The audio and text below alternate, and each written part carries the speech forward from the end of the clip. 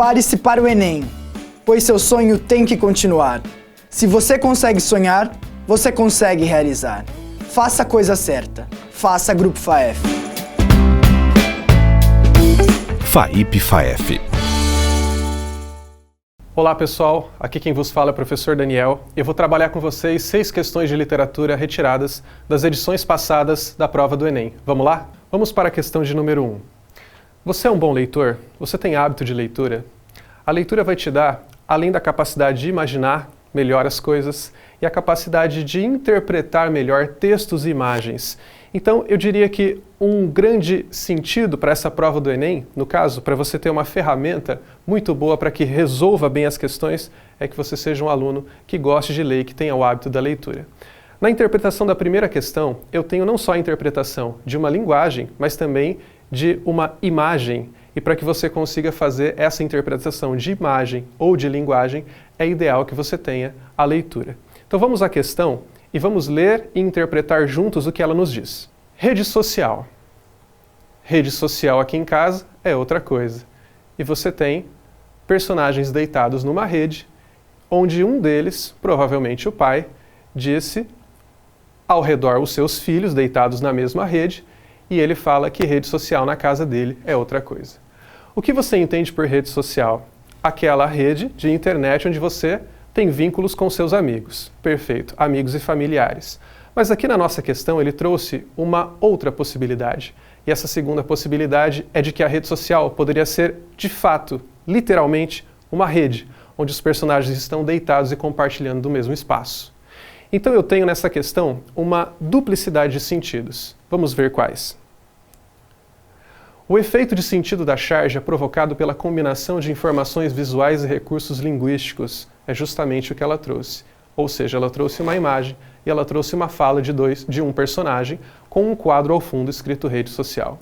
No contexto da ilustração, a frase proferida recorre a quê? Você já observou que determinadas frases, citações, textos, algumas vezes trazem uma possibilidade de duplo sentido? Existe a questão, por exemplo, da metáfora, onde eu tenho um sentido figurado para as palavras. E nessa questão, eu tenho uma outra possibilidade, que é a chamada polissemia. Por exemplo, se eu perguntasse para você agora o que é literatura, cada um de vocês me responderia de uma determinada maneira diferente. A literatura pode ser o conjunto de livros de um país. A literatura pode ser o conjunto de obras literárias de uma área do conhecimento, a literatura médica, por exemplo. Então eu posso dizer que literatura é uma palavra polissêmica, ou seja, ela tem múltiplos sentidos. Eu poderia dizer que literatura, por exemplo, é o meu ofício, é a minha arte, é o meu trabalho. Então a polissemia pressupõe diversos sentidos para uma mesma palavra, para um mesmo termo. E observe o que acontece nessa questão. A letra A, polissemia, diz que os múltiplos sentidos da expressão rede social transmitem a ideia que ela pretende veicular. E é por isso que nós vamos marcar justamente a letra A. Não ironia, não homonímia, não personificação e não antonímia, mas sim a letra A, polissemia. Augusto dos Anjos, Monteiro Lobato, Lima Barreto e Euclides da Cunha. O que esses 4 autores têm em comum? Todos eles são de uma época chamada pré-modernista. E o pré-modernismo tinha como expressão, como maior objetivo, fazer uma crítica social ao Brasil. Era um período de extrema insatisfação com a política, com a economia, com tudo que se relacionava principalmente à política brasileira. E assim nós temos nessa época a transição da monarquia para a república. Foi uma transição bastante complexa. Por exemplo, Os Sertões falava sobre a Guerra de Canudos. Monteiro Lobato denunciou a corrupção atrelada ao petróleo brasileiro. Não vai ser diferente com Lima Barreto, que escreveu um livro famoso chamado Triste Fim de Policarpo Quaresma. Já ouviu falar desse livro? O grande carioca, escritor brasileiro, que mudou a história da literatura trazendo temáticas de preconceito racial ou temáticas de patriotismo, fez essa obra pra gente, O Triste Fim de Policarpo Quaresma, que conta a história de um personagem que desde o início é muito patriótico. Ele é fanático pelo seu país, o nosso, o Brasil. E ele passa o tempo inteiro, durante o enredo desta obra, acreditando que nós poderíamos ser um Brasil melhor. E, durante todo o enredo do livro, ele também dá doses de um certo fanatismo que beira a loucura, por exemplo. Ele queria que a nossa língua oficial não fosse o português, já que é uma língua europeia. Ele queria que falássemos o tupi-guarani. Estranho, não? Ele foi taxado de louco e internado no hospício por esse motivo. Há um trecho da obra em que ele acredita tanto na agricultura brasileira que faz grandes investimentos financeiros. Ele dizia que a agricultura brasileira era a melhor do mundo e foi de novo taxado de louco. Tem um momento que ele acaba se tornando adepto da chamada Revolta da Armada e luta a favor de Floriano Peixoto contra os oficiais da Marinha Brasileira. E, de novo, ele acaba levando um tiro nessa guerra, mas ele acaba sendo desvalorizado e o seu fim é trágico. Ele morre, por isso o título, Triste Fim. Ele é morto pela figura de Floriano Peixoto, que manda matá-lo, apesar dele ter o tempo todo se apaixonado pelo país, investido tempo, dinheiro e todo o seu gosto pessoal pela pátria brasileira. Estamos falando de um personagem frustrado, decepcionado com a pátria, que é justamente o que o Lima Barreto sentia naquele momento pré-modernista, início do século XX. Eu tenho uma questão para vocês a respeito de Triste Fim de Policarpo Quaresma. Leia comigo. Desde 18 anos que o tal patriotismo lhe absorvia e por ele fizera a tolice de estudar inutilidades. Que lhe importavam os rios? Eram grandes? Pois que fossem. Em que lhe contribuiria para a felicidade saber o nome dos heróis do Brasil? Em nada. O importante é que ele tivesse sido feliz. Foi? Não. Lembrou-se das suas coisas de tupi, do folclore, das suas tentativas agrícolas. Restava disso tudo em sua alma uma satisfação? Nenhuma. Nenhuma. O tupi encontrou a incredulidade geral, o riso, a mofa, o escárnio, e levou-o à loucura, uma decepção. E a agricultura? Nada. As terras não eram ferazes, e ele não era fácil, como diziam os livros. Outra decepção. E quando seu patriotismo se fizera combatente, o que achara? Decepções. Reparem como a palavra decepção é utilizada várias vezes no trecho, e esse é o grande ponto-chave para a resposta da sua questão, falar de como esse personagem se decepciona pela pátria e de como os brasileiros, no período em que a obra foi escrita, estavam decepcionados também com o país.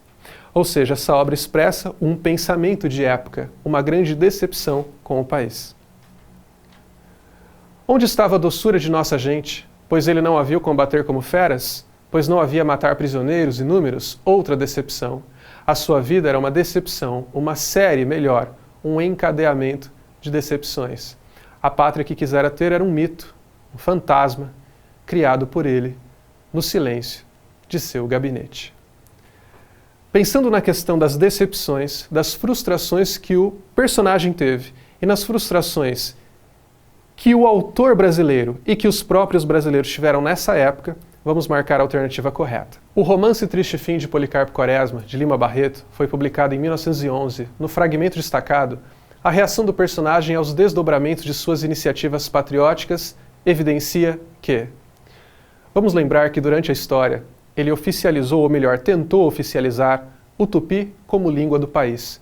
Ele dizia que a língua portuguesa era uma língua europeia que não deveria ser utilizada aqui, e sim o tupi.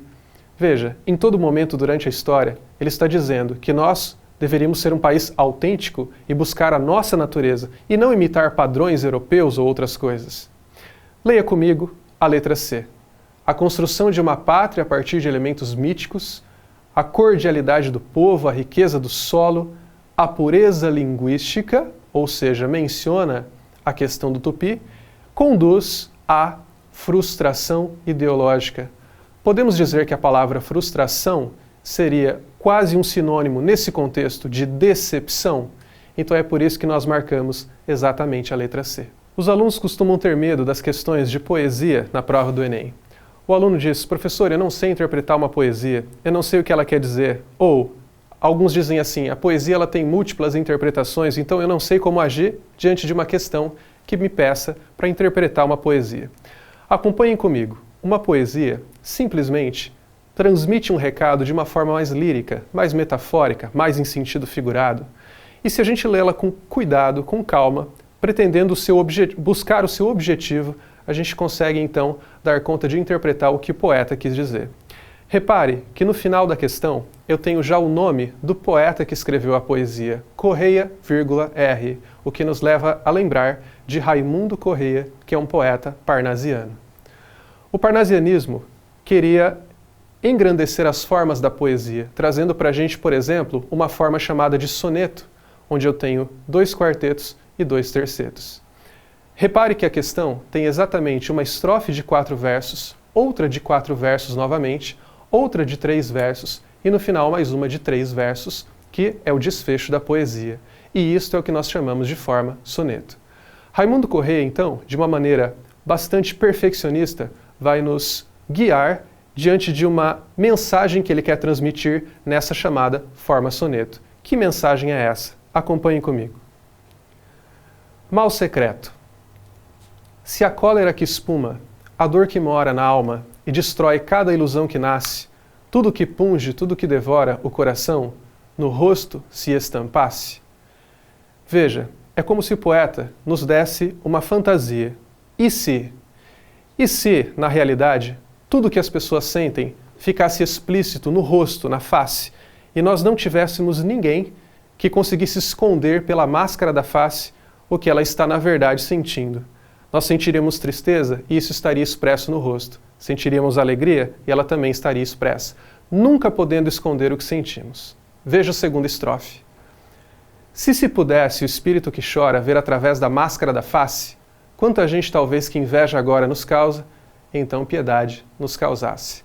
Ou seja, pessoas de quem você sente talvez inveja por serem muito felizes, e se você soubesse o que elas sentem na verdade, por dentro, você não teria inveja, e sim pena dessas pessoas. E esse é o grande recado dele, que nós agimos socialmente de uma maneira dissimulada, escondendo o que verdadeiramente sentimos. Quanta gente que ri, talvez consigo guarda um atroz recôndito inimigo, como invisível chaga cancerosa. Quanta gente que ri talvez existe, cuja ventura única consiste em parecer aos outros venturosa. Venturosa significa feliz, ventura significa alegria.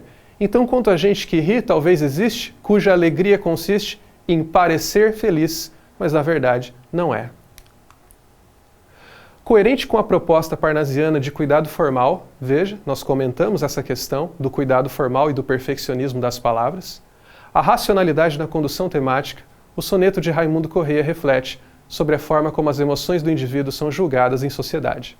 Na concepção do eu lírico, quem é o eu lírico? Palavra comumente usada na questão do Enem. Eu lírico é a voz do poema.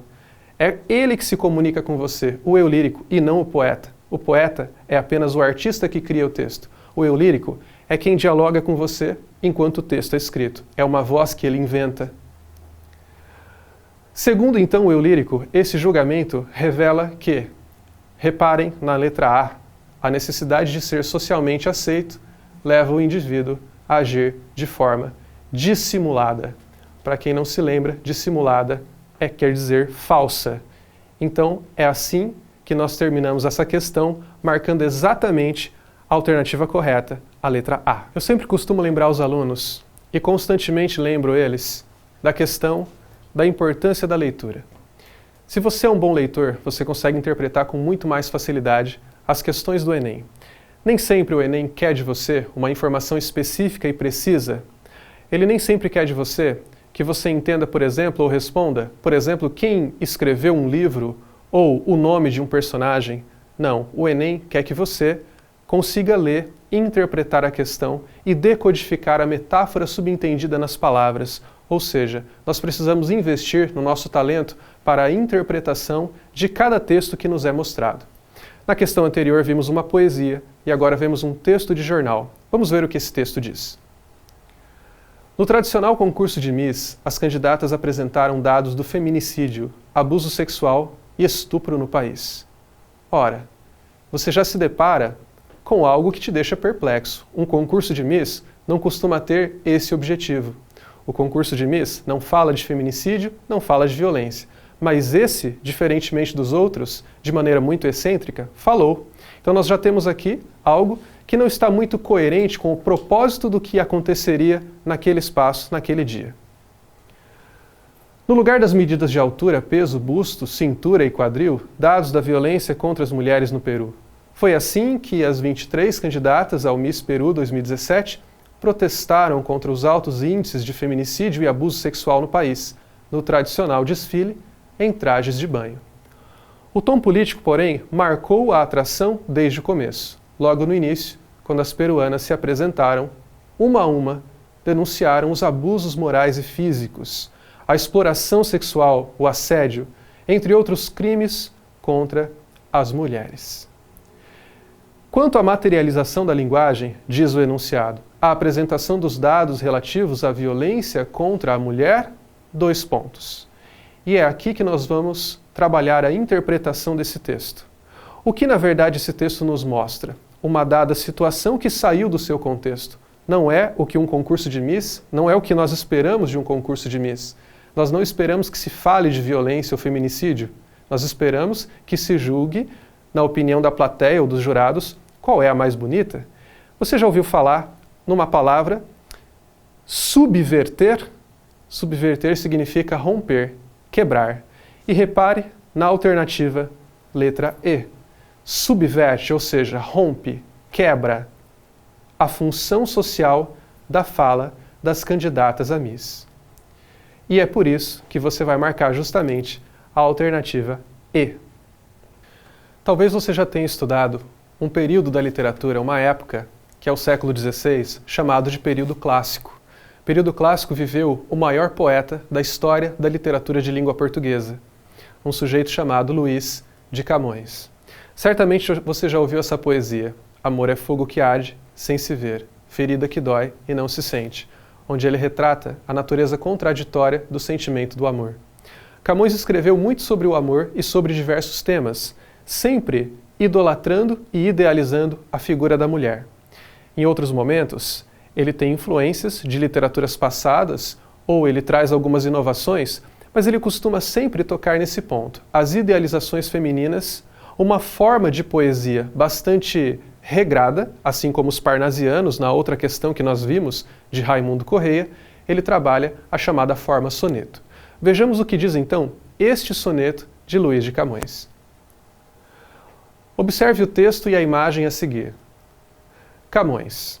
Leda serenidade deleitosa, que representa em terra um paraíso. Você já ouviu falar na chamada antítese? Terra e paraíso. Antíteses. Camões adorava fazer antíteses, e é assim que o amor é fogo que arde sem se ver se expressa, por meio de antíteses. Ora, o amor é um fogo que arde, mas não se vê. Então nós temos uma dualidade, uma contrariedade de ideias. E assim ele também expressou, neste soneto, uma contrariedade, uma antítese. Perceba. Representa em terra um paraíso, entre rubis e pérolas, doce riso, debaixo de ouro e neve, cor de rosa. Repare nessa expressão, doce riso, não é um riso qualquer.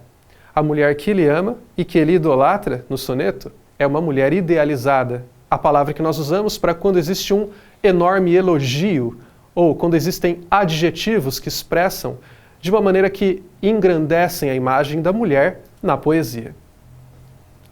Presença moderada e graciosa, onde ensinando estão despejo e siso, que se pode por arte e por aviso, como por natureza ser fermosa. Fermosa no sentido de formosa, ou seja, bonita. Fala de quem a morte e a vida pende, rara, suave, enfim, senhora. Camões usava o termo senhora para retratar uma espécie de cordialidade do chamado amor cortês, que ele aprendeu muito bem a utilizar, tirando de uma literatura passada chamada de trovadorismo, na chamada cantiga de amor. Então ele se refere à mulher amada com o tratamento de senhora, propositadamente, como se ele tivesse uma devoção sentimental por essa mulher a quem ele tanto idolatra. Repouso nela, alegre e comedido. Estas as armas são com que me rende e me cativa amor, mas não que possa despojar-me da glória de rendido. Ele deixa claro para a gente o grande tema do poema em letra maiúscula no penúltimo verso, a palavra amor.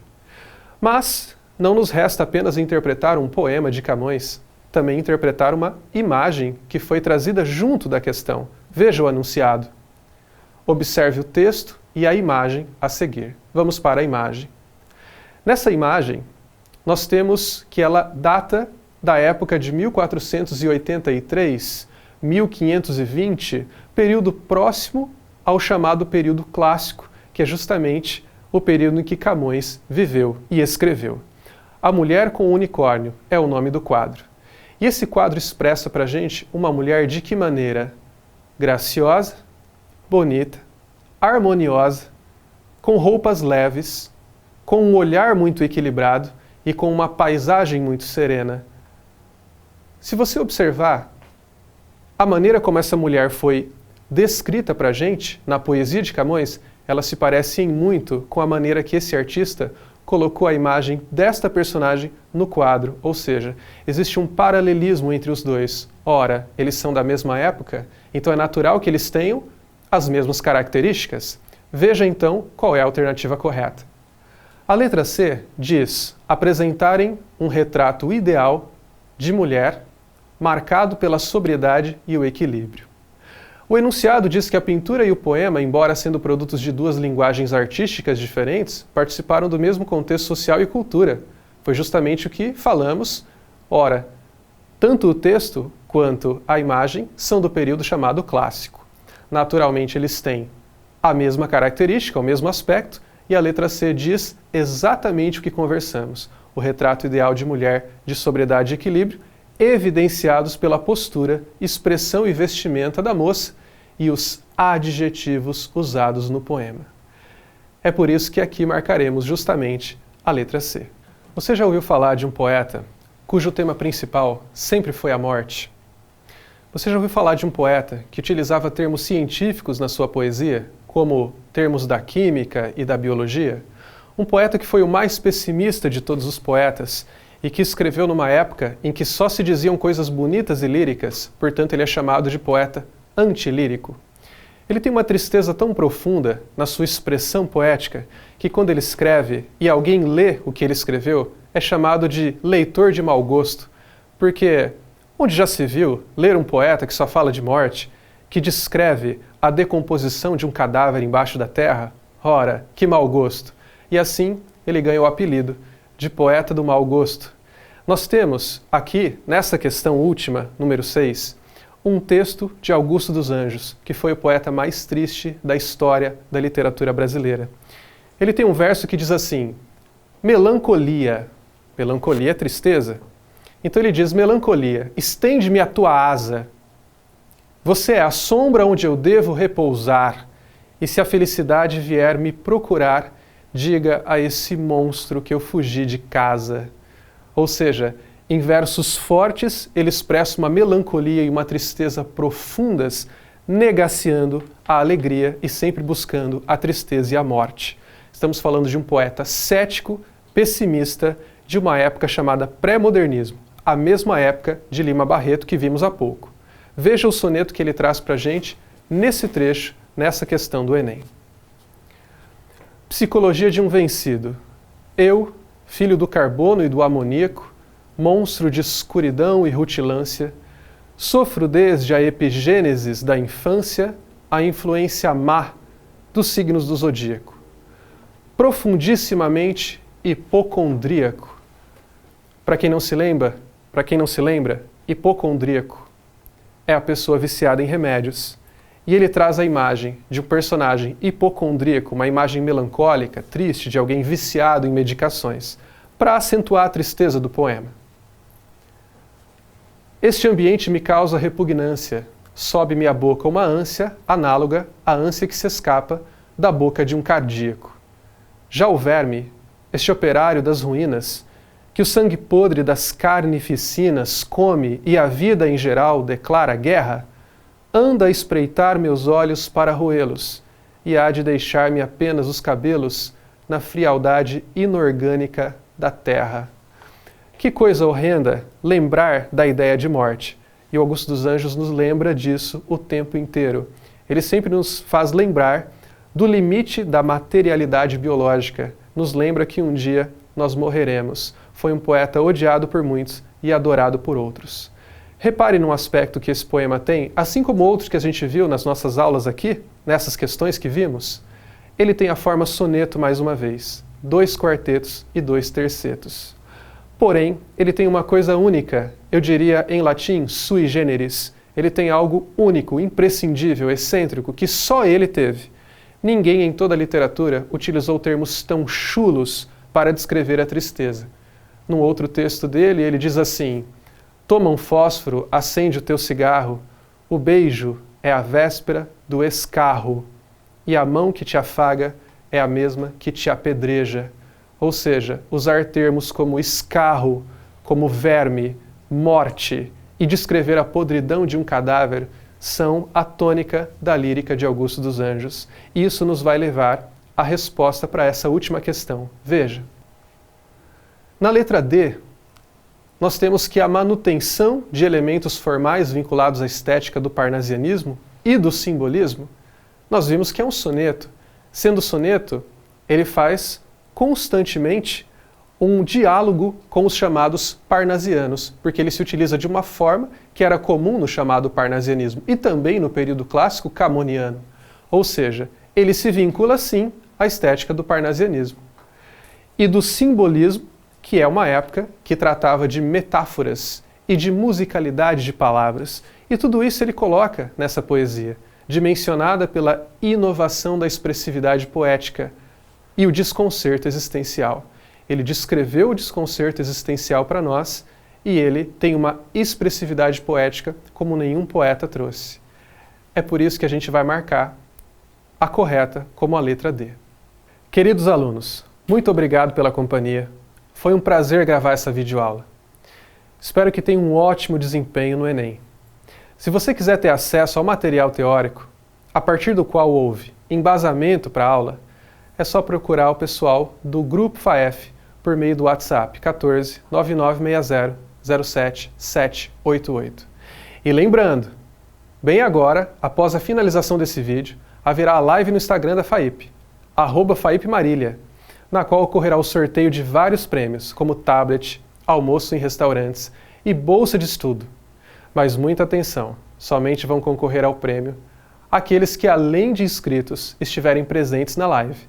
Então corre lá na live da FAIP Marília, que o pessoal da FAIP vai explicar tudo certinho e realizará o sorteio. Um grande abraço, beijo e lembrem-se, o Grupo FAEF prepara você para o Enem e para a vida.